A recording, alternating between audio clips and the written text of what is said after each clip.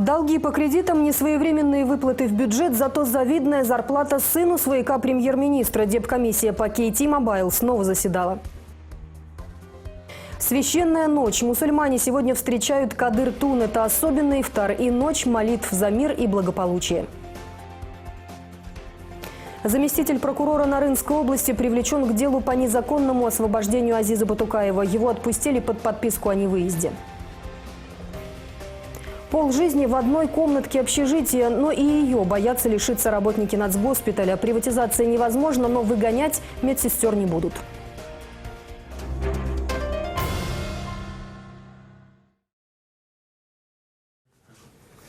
И теперь об этих и других событиях более подробно. Здравствуйте! В эфире новости, в студии Елена Кобзева.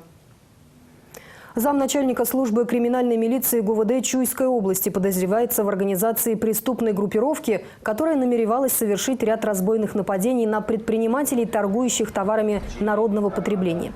В числе их потенциальных жертв также значились лица, ввозившие контрабандные средства из соседних стран на сумму $5 миллионов.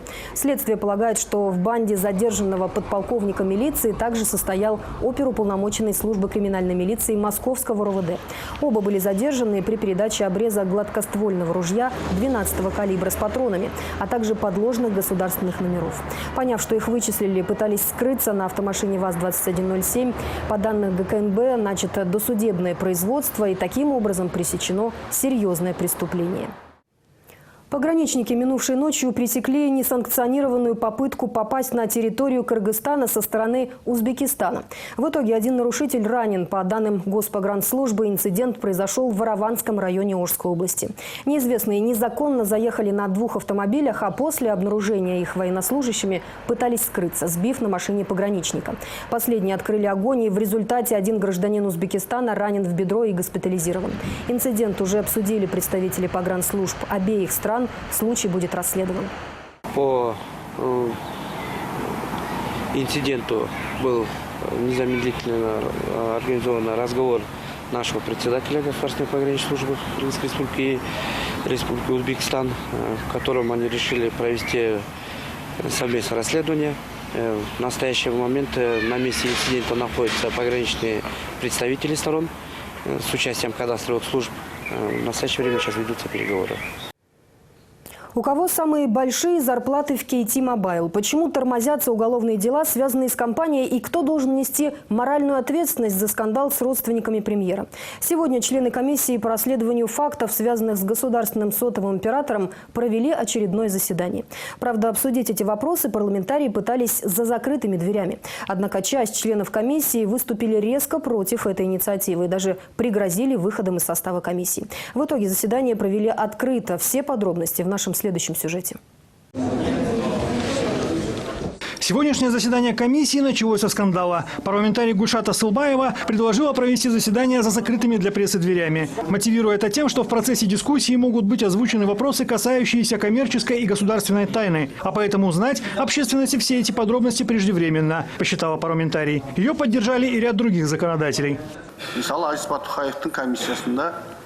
Например, когда мы проводили работу комиссии по Батукаеву, мы проводили закрытые заседания. И потом наша работа стала основной для правоохранительных органов. Я считаю, что сегодня тоже нужно поработать закрыто. И потом дать информацию для прессы. От того, закрыто или открыто мы будем проводить наше расследование, результаты не поменяются. Мы сюда не очки пришли зарабатывать, поэтому давайте закроем заседание. Однако против этой инициативы выступила вторая половина членов комиссии. Парламентарии подчеркнули, что общественность очень ждет подробностей этого дела. И закрываться от прессы недопустимо. Ряд законодателей даже высказали предположение, что противники открытой дискуссии просто боятся, что в ходе обсуждения между членами комиссии могут возникнуть конфликты, и они не хотят, чтобы общественность потом это обсуждала. Мы же тут не говорим, что вы подхалимничаете премьер-министру Гульшат Кадыровну. Вы женщина, и я не буду делать реплики в ваш адрес. Вы говорите, что мы занимаемся дешевым пиаром, но мы хотим, чтобы общественность знала. Если хотите проводить заседание закрыто, проводите, тогда я выйду из комиссии, тут нечего скрывать. Угрозы выйти из состава комиссии озвучили еще несколько депутатов. В итоге голосованием решили проводить заседание открыто. А поговорить было о чем. Счетная палата провела аудит компании KT-Mobile и выяснила очень много интересных деталей. деталей. Например, что касается заработных плат, в компании была какая-то странная политика. Практически все заместители начальников управлений получали зарплату в разы больше собственных руководителей. А самую большую получал замгендиректора, тот самый Эрназар Иманкадыр-Улу, сын свояка премьер-министра Иманкадыра Рысалиева. Причем зарплаты выплачивались даже тогда, когда работы не велись. Так, например, за несколько дней работы перед Новым годом сотрудники компании получили практически полный оклад.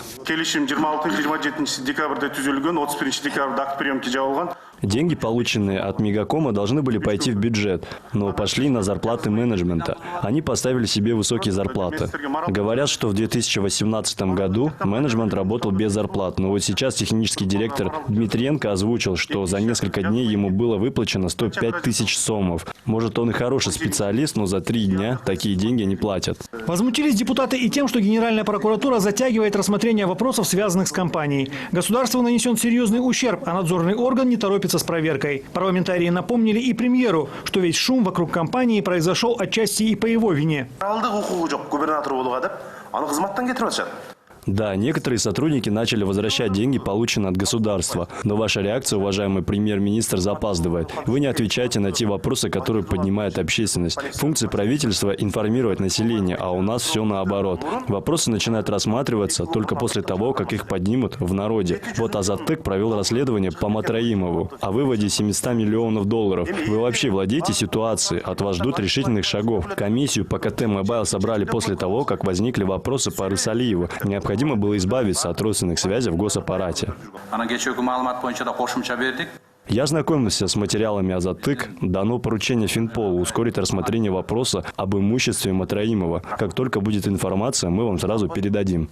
Поставили депутаты и другие вопросы, связанные с компанией Кейти Мобайл, относительно лицензии и других технических моментов. Как, например, частот. Депутаты отметили, что рыночная стоимость частоты Кейти Мобайл составляет 2 миллиарда сомов. И это правильно, что ее не продали. Но в аренду ее сдали всего за 345 миллионов. Впереди еще несколько заседаний комиссии. Парламентарии надеются до каникул завершить расследование ситуации вокруг мобильного оператора, принадлежащего Кыргызтелекому.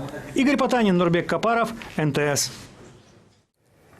Сотни миллионов долларов, которые были выведены за рубеж через банки страны и наличкой, вероятно, средства предпринимателей с рынков Дордой, Карасу и Мадина, отправленные за товар поставщикам.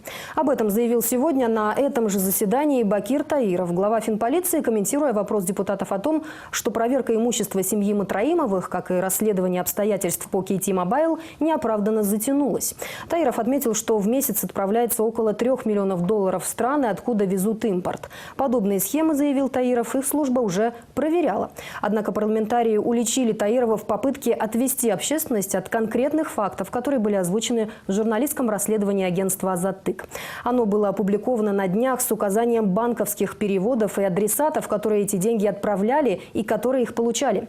Так вот, авторы расследования четко проследили маршрут следования как минимум 250 миллионов долларов. Часть средств через конкретного предпринимателя была переведена на фирмы, которые имеют отношение к семье Матраимовых. После, как доказали журналисты, этот же человек переводил миллионы долларов на счет фонда Исмаила Матраимова. Ведомство изучило оперативную информацию. Это могли быть средства предпринимателей с рынков Дордой, Карасу и Мадина за импорт. Они ежемесячно перечисляют по 3 миллиона долларов. Такие материалы у нас были. Мы их проверяли. Собирается по 15-20 предпринимателей и переводит средства за рубеж. Задержан, но об этом не говорят открыто. Правоохранительные органы до сих пор официально не подтверждают, что по делу незаконного освобождения Азиза Батукаева был задержан действующий прокурор Нарынской области. Говорят, в интересах следствия. О том, что он был задержан и позже отпущен под подписку о невыезде, сообщает Верховный суд. По их данным, Майрамбек Акматалиев в 2013 году был спецпрокурором и действительно проходил фигурантом по делу освобожденного криминального авторитета Батукаева. Что о нем еще известно в материале наших журналистов? По предоставленной информации, заместитель прокурора по Нарынской области Майрамбек Акматалиев был задержан 28 мая по делу незаконного освобождения вора в законе Азиза Батукаева. Но уже на следующий день в отношении задержанного была избрана мера пресечения, и его решением Первомайского райсуда столицы отпустили под подписку о невыезде до 26 июня. Связаться с подозреваемым нам не удалось. В приемной прокуратуры Нарынской области рассказали, что он находится в командировке в Бишкеке. Когда приедет, им неизвестно. Не оказалось информации по факту его задержания и у Нурлана Дүйшенбиева, заместителя генерального прокурора. Туура түшүнгүлө, аны мен иштин жагдайын жакшы билбейм. Анан азыр кантип мен маалымат бере алам? Иштин жагдайын билбей турам. 52-летний Майрамбек Ахматалиев в течение 2 лет занимал должность заместителя прокурора Нарынской области. До этого работал в военной прокуратуре. Советник юстиции 1 класса. Официальной информации о том, что само следствие ведется, пока нет. Так же, как и нет уточнения, фигурантом ли он проходит по делу или привлечен в качестве свидетеля. Вы знаете, что по данному уголовному делу идет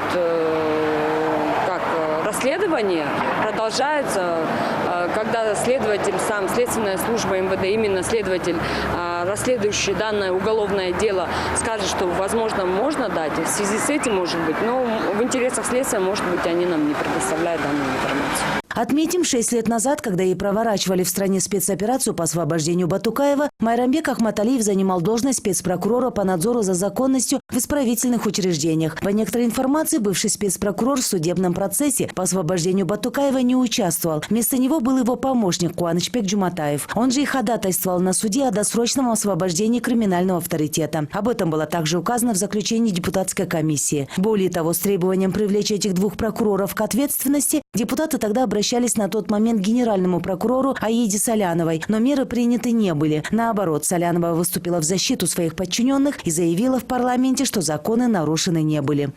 Согласно заключению СМК от 30.03.2013 года, осужденному Батукаеву выставлен клинический диагноз «острый миелобластный лейкоз», что соответствует пункту 2 перечня заболеваний, являющихся основанием для представления осужденных освобождению от отбывания наказания. Тогда Временная депутатская комиссия приняла постановление из 7 пунктов. В нем были четко указаны имена 28 человек, но данных этих 2 прокуроров в списке не было. После скандала с освобождением крим-авторитета в 2013 году члены депутатской комиссии по расследованию законности освобождения Азиза Батукаева выяснили, что спецпрокурор в обстановке секретности посещал заключенного Азиза Батукаева в Нарынском СИЗО перед его освобождением. В работе депкомиссии как специалист принимал участие Курманбек Осмонов. По словам бывшего депутата Джугурку Кенеша, тогда было много нарушений, о которых он говорил не раз. Представление об освобождении Батукаева в связи с болезнью было внесено ненадлежащим лицом. Какой-то оперработник, исполняющий обязанности на тот момент то ли начальника, то ли замначальника колонии. Судья Нарынского городского суда, он не провел должную подготовку по рассмотрению этого материала. Не стал он обосновывать это решение, все расписывать до мелочей. Такое скудное, короткое решение вынес. Прокурора тоже расспрашивал, на чем поехал, когда ознакомился с этим материалом. Говорит, на такси поехал, мне начальство сказало, давай поехать, нужно и, принять участие. Я, говорит, поддержал представление. Я говорю, с материалами дела ты хоть знакомился? Он говорит, я по приезду туда, в Нарынском СИЗО, я, говорю, там перед рассмотрением материала, там, говорит, ознакомился.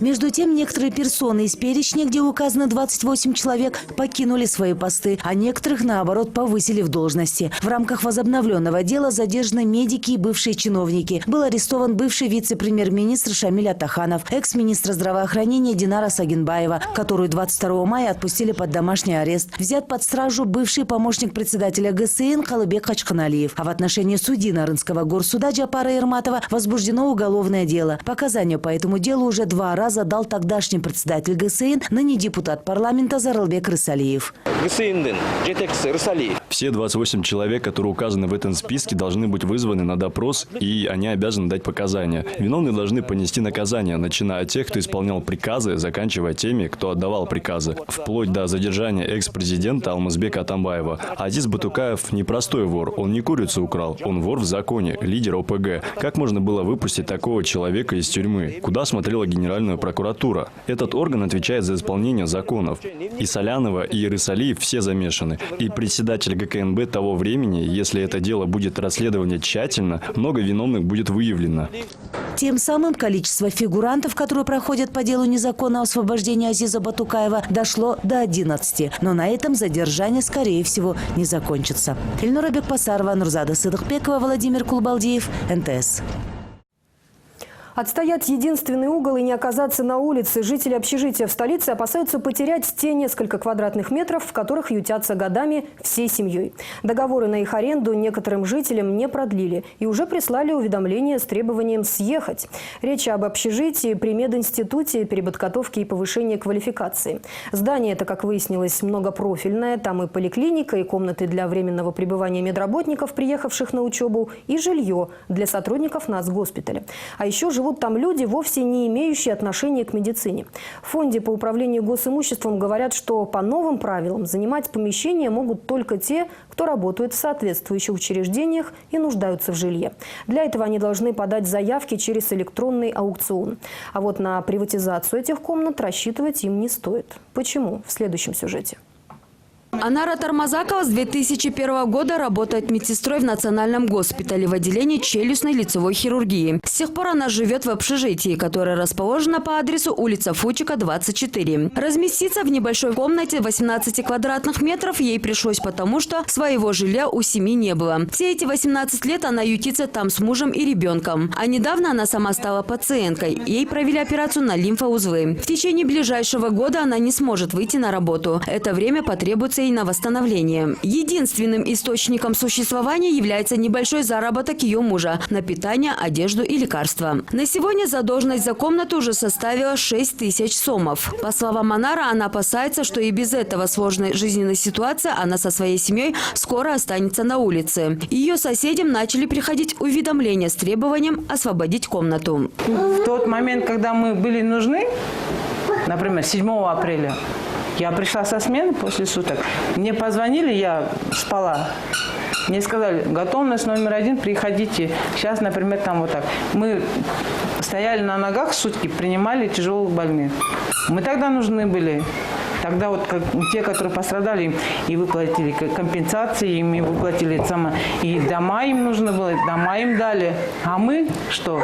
Между тем, в фонде госимущества сообщили, что еще в 2002 году это общежитие было передано на баланс Кыргызского государственного медицинского института переподготовки и повышения квалификации. На первом этаже общежития находится филиал ЦЦМ номер 1. На втором – жилые комнаты для медработников, которые приезжают из регионов для прохождения переподготовки.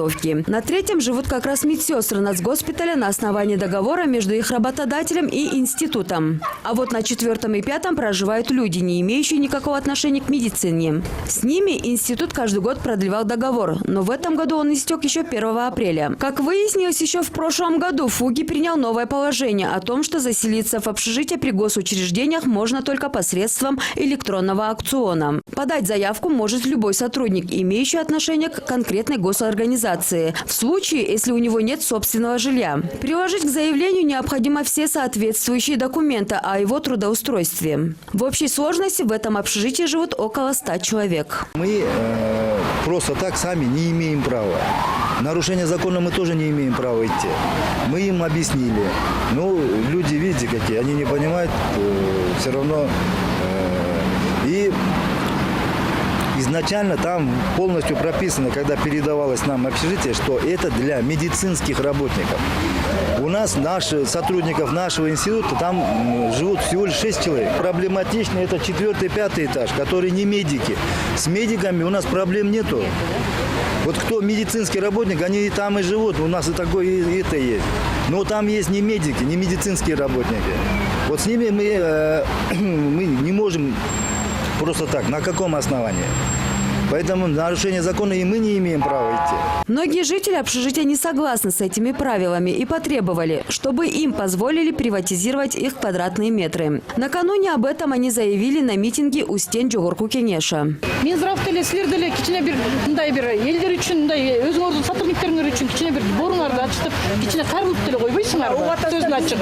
Недавно с жителями этого общежития депутаты уже встречались и пообещали разобраться в их ситуации в течение 2 недель. Но, как утверждают в соответствующих органах, еще в 2017 году Жогорку Кеңеш принял постановление о том, что государственные объекты, в том числе и общежития, которые принадлежат Министерству здравоохранения и Министерству образования, не могут быть приватизированы. Между тем, жители арендуемых помещений, оплачивающие ежемесячно по 2000 сомов за свои комнаты, со своей просьбой в письменном виде обратились в мэрию, в парламент и к министру здравоохранения.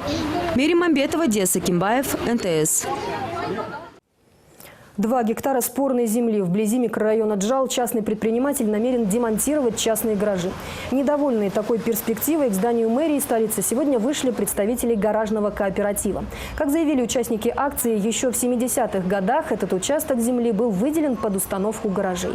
А в 1997 году, не оповестив членов гаражного кооператива, муниципалитет сначала отдал участок в аренду на 49 лет, а после права аренды и вовсе уже дважды перепродавались.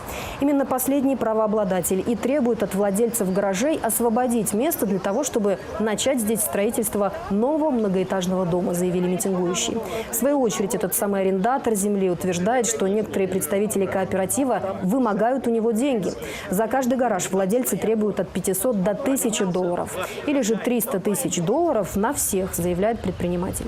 Вокруг спорного участка тем временем ведутся судебные разбирательства. И даже несмотря на победу в каждой инстанции, предприниматель заявляет, что все равно готов возместить кооперативщикам материальный ущерб, только если те уменьшат запросы. Согласно рыночным ценам, кирпичный гараж, я думаю, не меньше 1000 долларов стоит. Ну а железный, ну так не пускай хотя бы так 700. Потому что, ну сами поймите, ну что такое 200 долларов? Это 14 тысяч сом. Мы там почти полвека находились, никто нас в известность не ставил, а тут как снежный ком на голову. Многоэтажный, удобный как для торговцев, так и для покупателей торговый центр или рынок со многими стихийными точками под открытым небом. Выступая против последнего, закрытое акционерное общество «Берекет» планирует построить на своем участке новый торговый центр. Но идею администрации рынка не поддержали торговцы, хотя им и были обещаны на время строительства торговые места. Между тем, говорят представители «Берекет», в торговом центре будут созданы все условия для торговцев.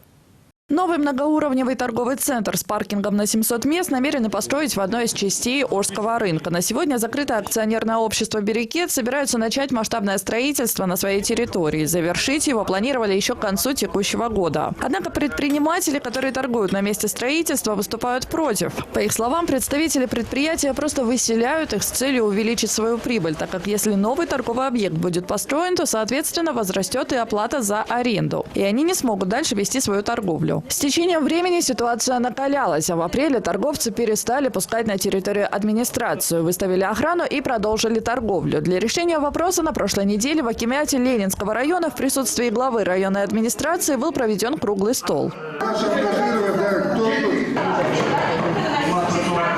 Так, по мнению некоторых, участок рынка, где предприниматели занимаются торговлей, не соответствует требованиям покупателей. Другие же заявили, что торговые места принадлежат им, и приобретали они их в среднем за 40 тысяч долларов. И тогда встает вопрос, как отдавать кредиты, которые они брали в банках на то, чтобы заниматься торговой деятельностью.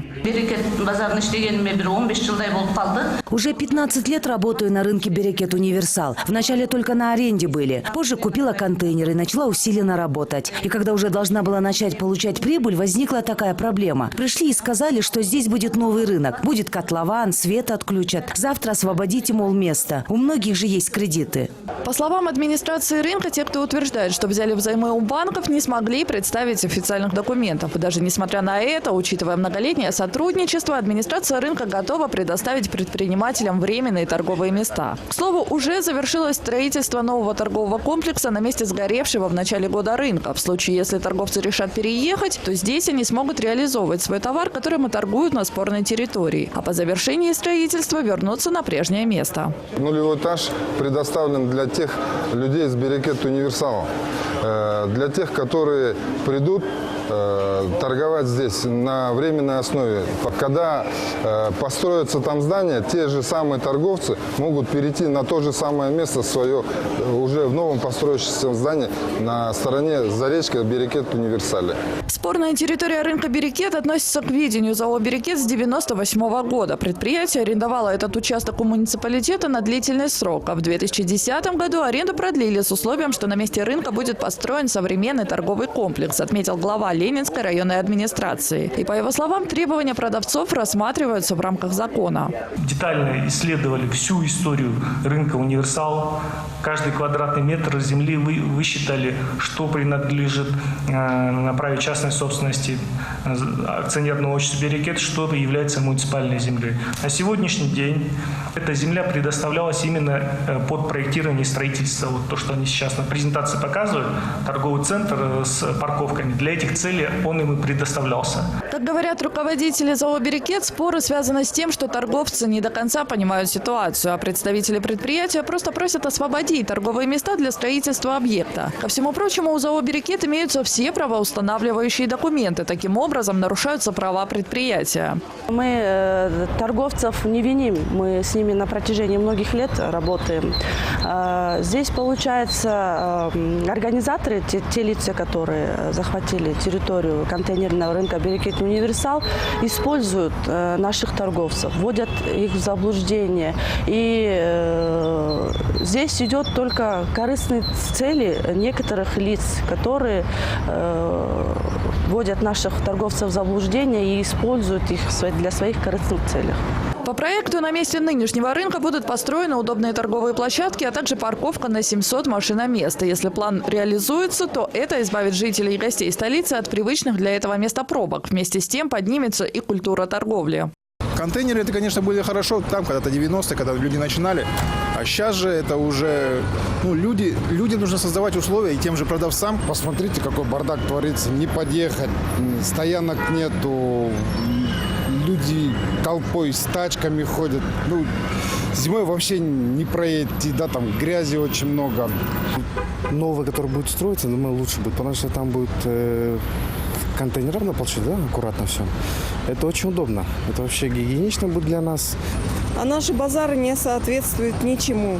Люди стоят практически один на одном, и проход составляет полметра. Здесь никакой культуры вообще не видно. Руководство рынка утверждает, что строительство должно было начаться уже давно, и сейчас они готовы начать. Все вопросы уже решены, привлечены рабочие, закуплены стройматериалы, определены источники финансирования. По средним подсчетам, строительство нового торгового комплекса завершится в течение 6 месяцев. Сабин Дамаскина, Эрмек Атакуров, Эрлан Кемельбеков, НТС. Две центральные улицы Бишкека, Тугалбай-Ата и Усинбаева, лишились 40 зеленых насаждений. Вместо того, чтобы всего лишь спроектировать участок, на месте вовсю расчищают зону под строительство. Причем без каких-либо законных на то оснований. Под топор пошли как молодые саженцы, так и около 4 десятков многолетних деревьев. Возмущенные жители многоэтажек просят соответствующие органы разобраться в произошедшем. Ведь деревья, которые росли раньше на этом месте, служили так называемой санитарной зоной, защищая жильцов от пыли, выхлопных газов машин и даже шума от проходящих мимо поездов. Теперь же вместо тенистой полосы зеленых насаждений на этом месте хотят построить парковку и футбольное поле. Теперь, если здесь делают стоянку, здесь не то, что людям отдыхать, здесь просто даже жить будет очень сложно и трудно. Во всем городе сейчас сажают деревья. Да? Маленькие, красивые, хорошие деревья. Мы тоже, в свою очередь, посадили эти деревья. И какой финал этих деревьев, что они все пойдут под вырубку. Просьба о помощи, оказав которую можно спасти жизнь маме 3 детей. Аймкуль Мусакеева вот уже год получает гемодиализ. Почки у женщины отказываются работать. Она одна из многих, кто страдает в нашей стране этим недугом. Вот только одна из тех, у кого нет средств на лечение. Сегодня Аймкуль в числе получающих процедуры на бюджетной основе. Но долго это не продлится. Чтобы не потерять работоспособность других органов, нужно делать пересадку почки. Подробнее в следующем материале.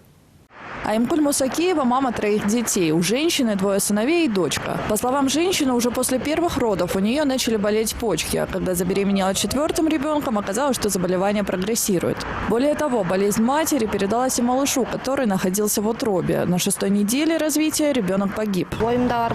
Когда я была беременна, я заболела. После этого сидела на строгой диете 2 года. Но это не помогло, и я попала на гемодиализ. Год уже как получаю. Врачи говорят, что как можно скорее нужно сделать операцию. Если продолжать диализ долго, то он ослабит организм, повлияет на работу всех органов, в том числе и сердца. 3 раза в неделю на протяжении года Аймкуль приезжает на процедуры. В начале лечения за каждый сеанс женщина оплачивала по 5500 сомов. Сейчас сумма гораздо ниже – 550 сомов. Но и эти деньги у мамы 3 детей не всегда находятся. В такие моменты сеансы приходится пропускать.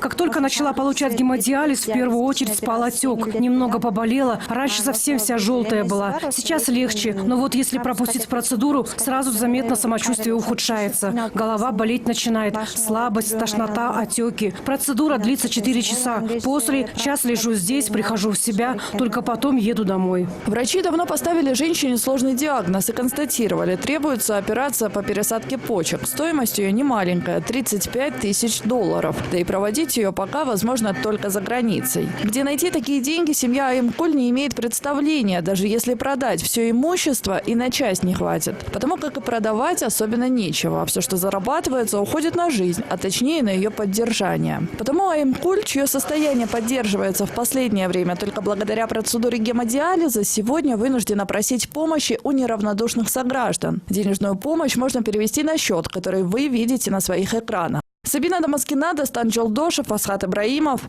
НТС. Молиться и просить Всевышнего за мир и благополучие для народа. Так сегодня проведут предстоящую ночь многие верующие кыргызстанцы. В Аше во всех крупных мечетях мусульмане встречают Кадыр-Тун, но традиционно наибольшее скопление верующих в самой большой мечети южной столицы – Сулайман-Тоо. Впрочем, само предвкушение этой ночи воспринимается мусульманами как особенный праздник. И, конечно же, ифтар. Кстати, угощение в южной столице на вечерний прием пищи во время поста можно приобрести на специальном базаре. Торговцы готовят всяческие блюда из мяса, рыбы, овощей, продают выпечку и фрукты. А еще не пустует в эти дни в Аше и шатер Рамазан. Всегда находятся те, кто с радостью угощает нуждающихся. Подробности расскажет Гульджан Алтымышбаева. Вот уже 4 года, как в Аше ежегодно во время Рамазана открывается ифтар-базар. Но на этом рынке торговцы начинают раскладывать свои товары не с раннего утра, как на других базарах. Напротив, ежедневно они появляются здесь ближе к вечеру, перед разговением. Ассортимент блюд и продуктов питания здесь особенно богатый. Прилавки так и ломятся от изобилия. В основном торгуют готовыми блюдами. Это мясо, рыба, приготовленные по разным рецептам, салаты, многочисленные виды лепешек, самсы, напитки и фрукты. К сегодняшнему дню продавцы ифтар-базара подготовились особенно, так как по опыту предыдущих лет уже знают, что в ночь, когда верующие мусульмане отмечают Кадыр-Тун, торговля будет активнее, чем в другие дни священного месяца Рамазан. В день, когда намечается Кадыр-Тун, всегда торговля лучше. Поэтому сегодня приготовили больше блюд, чем обычно. Покупают все. И просто кто-то домой на ифтар, кто-то хочет угостить бедных. Закуп делают для мечети, в рестораны. Бывает и заранее заказы довольно крупные. В общем, этот день настоящий праздник и для покупателей, и для нас, кто хочет подзаработать в месяц Рамазан. Помимо этого необычного базара, в Аше также ежегодно открывается шатер Рамазан. Это такое место, где любой желающий может организовать массовое угощение, а отведать его приходят малоимущие, инвалиды, многодетные семьи и пожилые из домов престарелых. Действует шатер 30 дней священного месяца. Работа в эти дни кипит и в кафе, и в ресторанах. Почти каждый день там организовывается угощение для большого количества приглашенных. И частные, и государственные компании устраивают ифтар.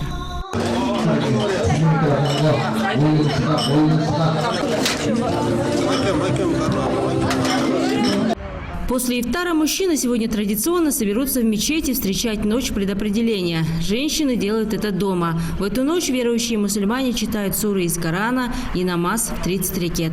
Если провести эту ночь в молитве и бодрствовании, то все, о чем верующие просят у Всевышнего, реализуется. кимде-ким Кадыр түнүндө Тот, кто пожертвует своим сном в эту ночь, будет удостоен благословения Всевышнего. Так говорится в послании пророка Мухаммеда, саллаллаху алейхи вассалам. О том, как нужно проводить ночь предопределения, обозначено в Писании. Так, мужчины должны все вместе читать куптан-намаз, а под утро багымдат-намаз. Тогда считается, что человек верно встретил и провел Кадыр-тун. Ни в коем случае не позволяется петь, танцевать, организовывать игры в эту ночь. Ночь должна пройти в молитвах. В городе Ош во всех крупных мечетях предстоящей ночью будут встречать Кадыр-тун. Но больше всего прихожан традиционно соберутся в мечети Сулайманто. В прошлом году, говорят в мэрии, в ночь предопределения в эту мечеть пришли более 20 тысяч мусульман. Кадыр-тун – священная ночь в месяц Рамазан, когда пророку Мухаммеду было ниспослано первое откровение Корана. Провести ее в поклонении все равно, что провести в поклонении 1000 месяцев, то есть более 83 лет. В эту ночь мусульмане не спят и читают молитвы за мир, благоденствие и достаток для своего народа. Гульжан Алтмышбаева, Бекжан Токтасунов, НТС, Ош. И на этом наш выпуск завершен. Мы с вами прощаемся. Далее вас ждет прогноз погоды на завтра. До встречи в следующем эфире.